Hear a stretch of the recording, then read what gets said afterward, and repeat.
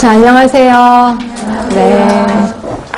자, 우리 문제 풀어보겠습니다. 자, 51번 할 차례 맞나요? 응? 뭐, 어떤 거요? 프린트 아직 안 됐다고요? 저는 항상 세 번째 시간에 할게요. 프린트 것 쪽은. 그래서 바로 책으로 들어가겠습니다. 자, 51번 할 차례 맞죠? 네, 들어가겠습니다. 자, 보건정책 참여자 중에서 비공식적 정책 참여자. 이게 정책에 대해서는 슬슬 문제가 나올 거예요. 그래서 모른 척 하지 마시고 하긴 하셔야 돼. 자, 정책 참여자는 크게 둘로 나뉘죠. 공식적인 참여자, 비공식적 참여자.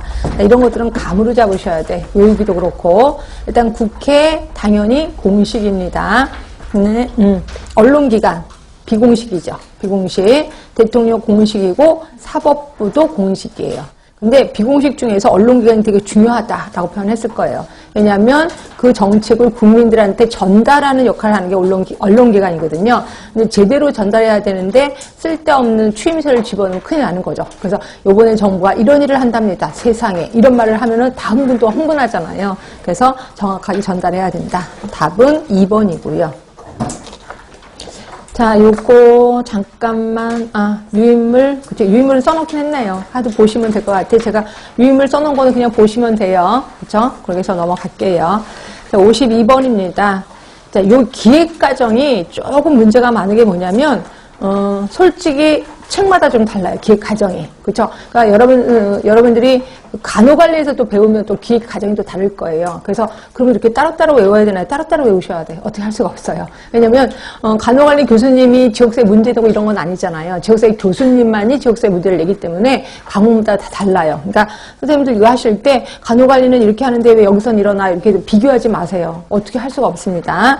그래서 이거는 우리 책에 있는 그대로의 과정이라고 생각하시면 기획 과정. 뭘 썼냐면 맨 처음에 뭘 썼냐면 전제 조건의 사정이 먼저였었습니다. 그래서 전제 조건의 사정이라는 건 뭐였었냐면 과연 이거는 기획하는 게 맞아? 기획 못하는 거 아니야? 라고 이제 기획이 할 수 있는지 없는지 그리고 어느 부서가 이 기획을 할 건지 부서까지도 정합니다. 이게 전제 조건의 사정이고 자 그래서 그 부서가 정해졌다면 그 부서가 현황 분석을 해야 되겠죠. 말 그대로 사정을 하는 겁니다.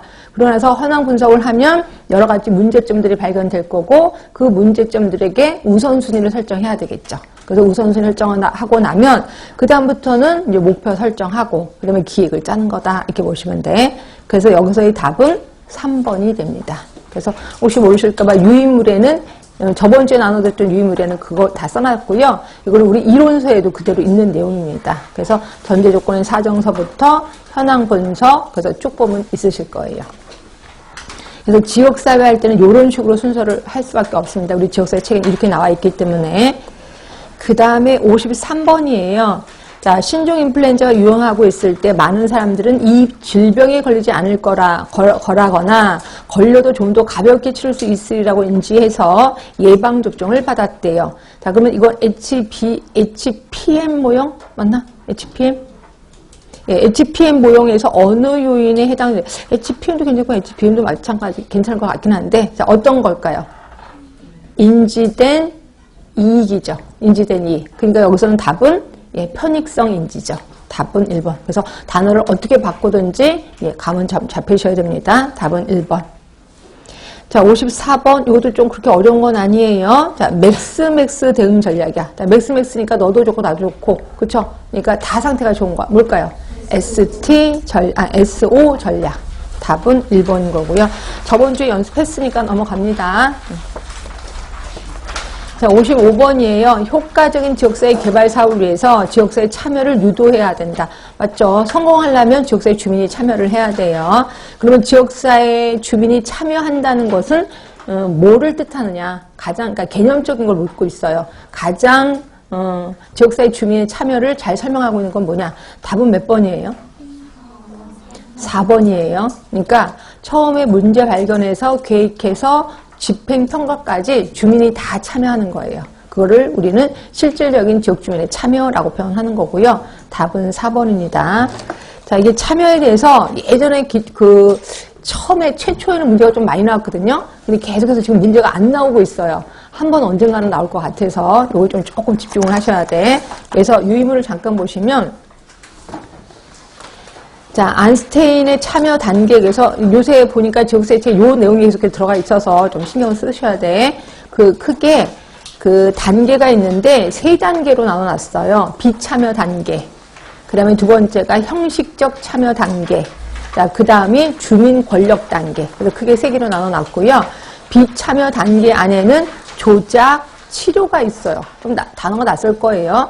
자, 조작이라는 거는 PR로 참여를 왜곡하게 된다. 주민교육, 뭐 등등등, 그러니까 교육을 시키는 거예요. 계몽, 뭐 이런 걸 시키는 걸 조작이라고 하는 거고요. 그러니까 조작한다, 뭐 이렇게 생각하시면 되고. 그 다음에 치료라는 거는 참여자를 치료의 수용자로서 제한시키는 거죠. 결국 그냥 참여만 시키는 거예요. 그러니까 치료해준다. 의사가 환자를 치료해준 거. 이때 환자는 수동적인 참여겠죠. 이런 식으로 수동적으로 참여하는 게 치료, 그래서 조작 치료를 비참여 단계라고 하는 거고요. 형식적 참여는 정보 제공. 자, 일반적인 정보 제공을 강조하나 피드백에 대한 통로가 없어. 그리고 답은 받지 않겠다. 질문은 받지 않겠다. 이게 이제 정보 제공이고, 그다음에 상담. 이게 이제 공청회, 집회 이런 걸 하는 거고요. 근데 완화는 주민들에게 조언을 할 기회를 주는 거예요. 그렇죠? 그리고 기획을 하도록 허용도 해주는 게 완화. 여기서부터는 약간 주민들이 자기 소리를 좀 낼 수가 있는 거죠. 그 다음에 이제 주민 권력의 단계. 이게 이제 실질적인 참여라고 보시면